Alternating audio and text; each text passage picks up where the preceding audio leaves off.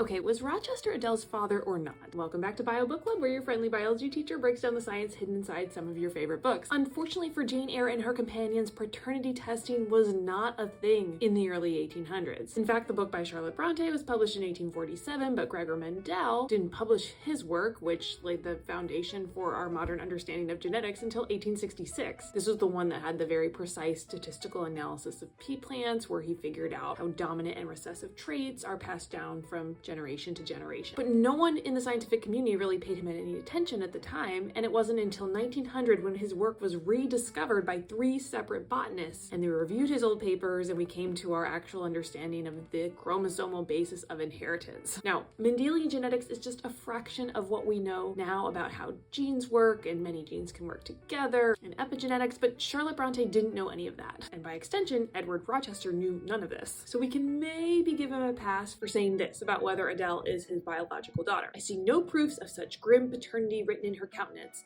Pilot, the dog, is more like me than she. Not true. I acknowledge no natural claim on Adèle's part to be supported by me, nor do I now acknowledge any, for I am not her father. Harsh. Prior to Mendel's discovery, people believed inheritance was mostly based on a blending of traits. So Rochester thinks because Adèle looks and acts so differently from him that she cannot be his daughter. But Rochester's eyes are described as dark and Adèle's are described as hazel, which means, looking at eye color alone, he could still be her father. Now, eye color, contrary to popular belief, is actually determined by many different genes put together, not just one. And it's entirely possible that someone with dark eyes like Rochester passed along some recessive genes that would pop up in Adèle. But whether Adèle is his biological daughter or not, it doesn't really matter to Jane, and it's left ambiguous for a reason. Let me know what you think. Subscribe to Lasseter's Lab for more. Why hasn't Catherine's body decomposed in Wuthering Heights when Heathcliff opens her coffin? Turns out there's a scientific phenomenon hidden inside one of the most iconic scenes from Wuthering Heights. Welcome back to Bio Book Club, where your friendly biology teacher breaks down the science hidden inside some of your favorite stories. In the novel, Heathcliff talks about bribing a sexton to open Catherine's coffin 18 years after her original burial. He says, "When I saw her face again, it is hers yet. He had hard work to stir me, but he said it would change if the air blew on it." Does this mean Catherine hasn't changed after 18 years? In regular human decomposition, bodies in wooden coffins start breaking down after about a year, thanks to microorganisms, but it can take another 10 to 15 years for a body to totally decompose all the way down to a skeleton. Obviously, environmental conditions, including moisture, temperature, the state of the body at burial, they play a huge role here. But after 18 years, her face is still hers. So either we have Heathcliff seeing things, possible, or Catherine underwent some really intense embalming practices, not likely in the 1800s, or maybe there's more supernatural gothic stuff at play, or there's good enough conditions for decent body preservation. For example, around a peat bog on the moors. Maybe you've heard of bog bodies. These incredibly preserved people that are found dating all the way back to the Bronze Age. And these people have been found with skin, hair, even clothing intact sometimes. And that's because when a body's left in a bog with lots of sphagnum moss, there's a lack of oxygen and super acidic conditions, as well as other chemical compounds produced by the peat, which makes it a pretty poor environment for those microorganisms that help a body decompose. And of course, we know that Wuthering Heights is on the moors. And Emily Bronte is even familiar with the preservative power of peat bogs, which she writes about in chapter 3 of the novel. It lies in a hollow between 2 hills, an elevated hollow near a swamp whose peaty moisture is said to answer all the purposes of embalming on the few corpses deposited there. Even though Catherine isn't submerged under a wet bog, it's totally possible that her body is so well preserved due to the conditions in the area, like cold temperatures, low oxygen, and peaty acidic soil, which can slow down decomposition a lot. And Heathcliff's body may be eventually just as well preserved, since he bribes the sexton to bury him right next to Catherine's coffin with the sides removed, so they can be together forever. Lovely. Do you want to talk about the real science that inspired Frankenstein? Because I do. Welcome back to Bio Book Club, where your friendly biology teacher breaks down the science hidden inside some of your favorite stories. When Mary Shelley published Frankenstein in 1818, there was a lot of pseudoscience circulating in the world, and there were so many unknowns about the human body. Spontaneous generation, or the idea that life can just pop out of nowhere, wasn't entirely disproven until Louis Pasteur conducted his flasks experiments in the 1850s. Later, he went on to develop germ theory and our modern understanding of how diseases are transmitted, but that's a story for another time. Scientists of Shelley's time, like Luigi Galvani, believed that some creatures were powered by animal electricity, which is a special biological force that was different from static electricity or lightning, for example. Galvani and his colleagues even stimulated nerves and muscles in their experiments, demonstrating that tissues could move after death. Giovanni Aldini's famous experiments with corpses were described like this. On the first application of the process to the face, the jaw of the deceased criminal began to quiver, the adjoining muscles were horribly contorted, and one eye actually opened. In the subsequent part of the process, the right hand was raised and clenched, and the legs and thighs were set in motion. Now we know all of this is just from electrical impulses that cause muscle contractions. Several decades later, after the publication of Frankenstein, scientists demonstrated that there's electrical activity in the heart. And some even attribute the inspiration for life-saving devices like pacemakers and defibrillators to the popularity of the ideas from Frankenstein. So I guess this is a case of science inspiring fiction inspiring science. Have you seen the movie yet? Do you know the real reason why the Wicked Witch of the West is green? Welcome back to Biobookclub, where your friendly biology teacher breaks down the science hidden inside some of your favorite stories. The original Wicked Witch of the West in L. Frank Baum's The Wonderful Wizard of Oz does not have green skin. She did have one powerful telescopic eye, had but one eye, yet that was as powerful as a telescope and could see everywhere. She does want Dorothy's shoes, and she does melt. But the common depiction of the green-skinned Wicked Witch actually stems from 1939's portrayal of the Wicked Witch of the West by Margaret Hamilton in the classic movie The Wizard of Oz. So when Gregory Maguire wrote Wicked in 1995, he drew inspiration from the popularized movie version of the Wicked Witch and gives Elphaba green skin and sharp teeth, which we later learn is most likely due to the green potion the wizard gave to Elphaba's mother. But no one has green skin in real life, right? Turns out there are a few species of mammals that have natural green tints, like the green ringtail possum found in Queensland, whose mix of silver, gray, and yellow fur make it look kind of greenish. It also eats its own poop, so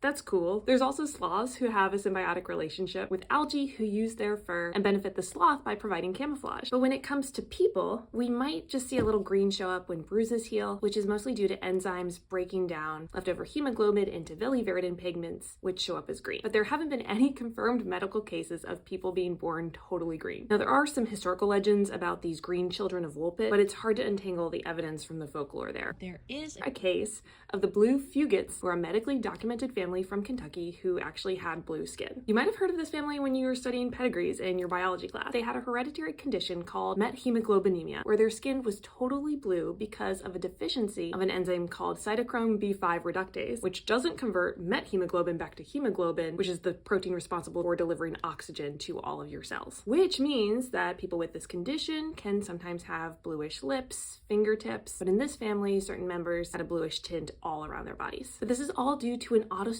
recessive gene, not a potion, and not witchcraft. Can you guess this Jane Austen superfan? I'll give you 3 hints. He was a med school dropout, he famously studied species in the Galapagos, and his name rhymes with Marles Carwin.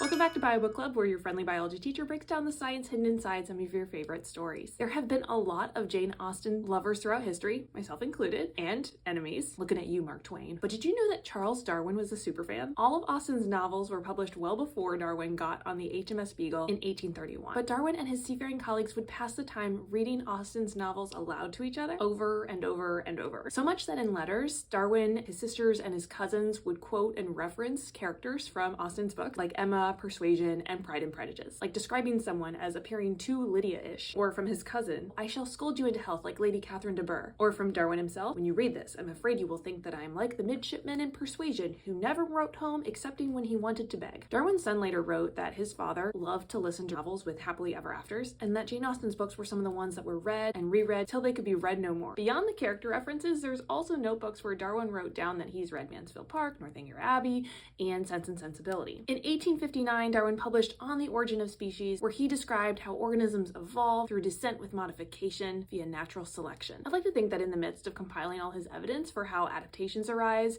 he was taking break, he was daydreaming of Captain Wentworth and Anne Elliot's love, and they're pining for each other. How are you celebrating Jane Austen's 250th birthday? Marley was dead to begin with. So why was Jacob Marley's head tied up in the original Christmas Carol? Welcome back to Biobookclub, where your friendly biology teacher breaks down the science hidden inside some of your favorite stories. Contrary to my favorite Christmas Carol adaptation, Muppets, there was only one Marley in Dickens' original novella. Jacob Marley is depicted very specifically in the text, with dark eyes, a transparent body, and a folded kerchief bound about its head and chin. Later, to prove he's a ghost, Marley unwraps the fabric, and his jaw falls all the way down to his chest. It's pretty gruesome. This depiction appears in the illustrations that accompany a lot of the published editions of the story, as well as film and television adaptations, Muppets notwithstanding. But the story behind the tied up jaw is actually related to chemical reactions in the body. So you might have heard of rigor mortis before, which is actually how the body stiffens up after a period of time when ATP is no longer available. ATP, remember, is the energy molecule of the cell. And normally this ATP, or cellular energy, can get your muscle fibers to slide past each other, tighten, and then release again. But when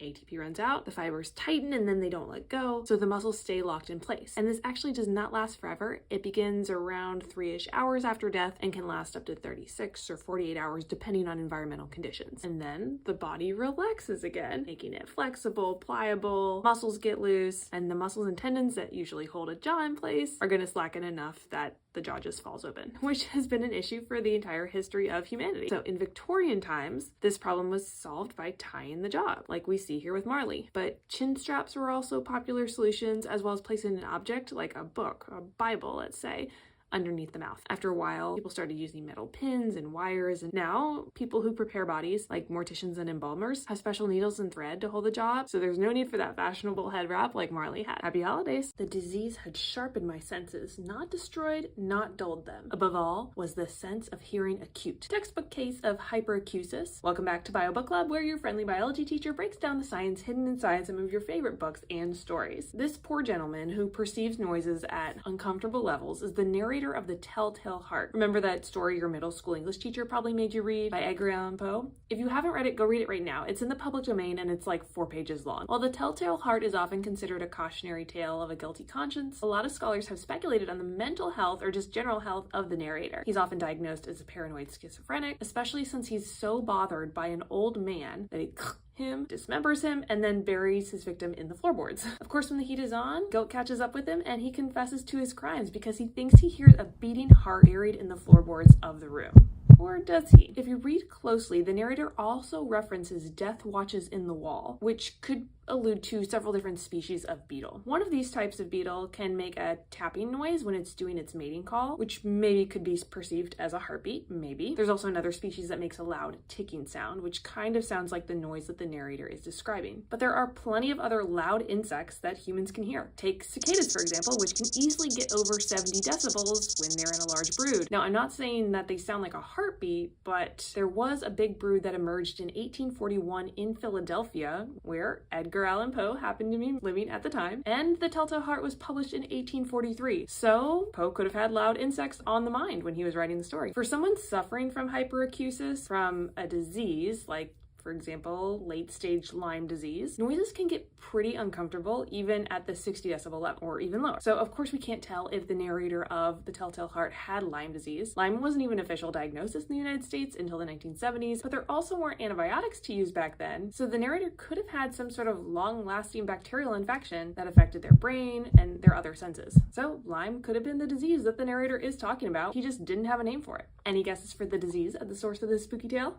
Let me know. Have you ever had a dream that gave you an idea for a story or a solution to a problem? Stephanie Meyer says her inspiration for Edward, the vampire from Twilight, came from one, as did Mary Shelley's Frankenstein, and allegedly the chemical structure for benzene. Beyond those wild ideas, what's really interesting is what your brain is doing while you sleep. Every night, the average adult goes through sleep cycles that are about 90 minutes each, and each cycle is separated into distinct stages where your brain and your body are doing different things. We used to think that dreams only occurred during REM, rapid eye movement periods of sleep, but technically you can dream during any part of your sleep. We're just more likely to remember the ones that come from REM, especially right before you wake up. So the next time you wake up with a really cool dream lingering in your mind that you think could be the next Twilight, take a minute to write it down, but also be thankful for the complex processing that's happening inside your brain.